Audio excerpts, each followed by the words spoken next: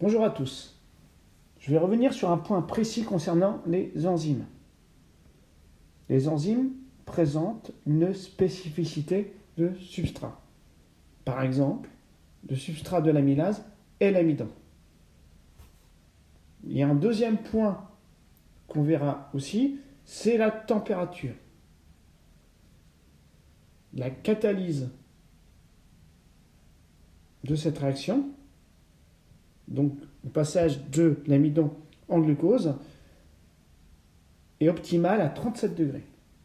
Ça correspond à la température corporelle. Donc l'hypothèse, c'est que l'amylase catalyserait la réaction d'hydrolyse de l'amidon en maltose à une température optimale de 37 degrés. Donc quand on a une hypothèse, donc il y a une technique qui est assez pratique, c'est de regarder les mots qui sont présents dans l'hypothèse et dans un premier temps, essayer de déterminer le matériel dont on pourra avoir besoin. Donc l'amylase correspond à une solution contenant l'enzyme qui est l'amylase. Il y a le mot amidon, donc on aura besoin d'amidon. Et on aura besoin d'une température spécifique de 37 degrés, donc on aura besoin d'un bain-marie. La deuxième étape, c'est de regarder les paramètres qui sont à faire varier. Et là, on a deux éléments différents. Un, c'est le substrat, deux, la température. Donc pour le substrat, il faudra donc faire des expériences où on mettra comme substrat l'amylase, mais d'autres expériences aussi devront être réalisées en remplaçant l'amylase par d'autres sucres, comme le saccharose et le fructose.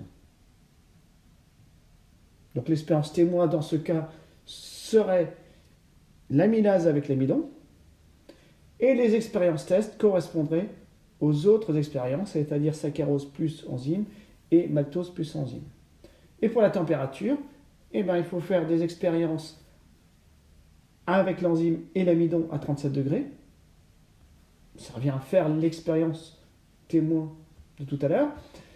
Et on fait d'autres expériences où on fait varier la température en mettant par exemple 2 degrés et 37.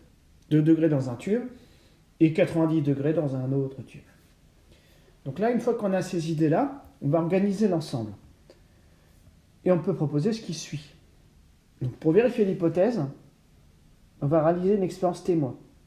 Donc le facteur qu'on en teste étant le substrat. On va faire des expériences en faisant varier le substrat et en regardant l'enzyme d'amylase. Cela consiste à placer dans un premier tube une solution d'amidon et une solution d'amylase. Je m'attends à la production de maltose qui est révélée par un test positif à la liqueur de Fehling et bien entendu négatif au glucotest, puisqu'il n'y a pas de glucose produit. Dans les deux tubes différents, donc on met le saccharose ou le maltose en présence de l'enzyme. Et là, je m'attends à un test positif pour la liqueur de Fehling pour le maltose. Puisque comme on part du principe que le maltose n'est pas de substrat de l'enzyme, et le maltose va rester tel quel et le maltose est un sucre réducteur. Donc on refait bien entendu les mêmes expériences en mettant de l'eau à la place de l'enzyme. Ce sont des expériences test par rapport aux expériences réalisées précédemment. Alors pourquoi on met de l'eau ? On met de l'eau pour ne pas modifier la concentration par rapport aux expériences précédentes. Si je ne rajoute pas de l'eau, je vais avoir une concentration différente du substrat. Donc là, je m'attends à un test positif à la liqueur de Fehling pour le cas du maltose. Et dans le cas de l'amidon seul, donc l'amidon avec de l'eau qui est rajoutée pour garder la même concentration, a priori, il n'y aura pas de production de maltose, donc on devrait s'attendre comme résultat à avoir un résultat négatif pour la liqueur de Fehling. Donc cette expérimentation devrait confirmer que l'enzyme a bien pour substrat spécifique l'amidon. Maintenant, deuxième paramètre, la température. Donc là, il suffit de faire une expérience témoin, la même que tout à l'heure finalement, de l'amylase, de l'amidon, à 37 degrés. Là, les expériences test vont consister à faire varier la température. Donc on place l'amidon et l'amylase à 2 degrés par exemple, dans un tube. Et dans un deuxième tube, on met la température à 90 degrés avec le bain-marie. Et donc là, je m'attends à un test positif à la liqueur de phényl que dans le cas de l'expérience témoin. Ce qui confirmera la spécificité de l'enzyme, puisqu'on s'attend à ce qu'à 2 degrés, que la catalyse enzymatique ne puisse pas se faire, et de même à 90 degrés. On aura ainsi démontré que 37 degrés correspond aux conditions optimales pour la catalyse enzymatique, dans le cas de l'amylase, et qu'il y a bien une spécificité du substrat.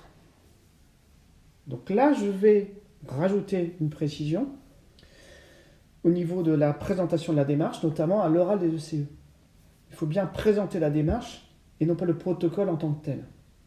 Bien expliquer ce que vous voulez montrer, comment vous voulez le montrer et les résultats attendus. Et mettez des liens logiques entre ces 3 étapes. Merci de votre écoute. À bientôt pour une prochaine chronique.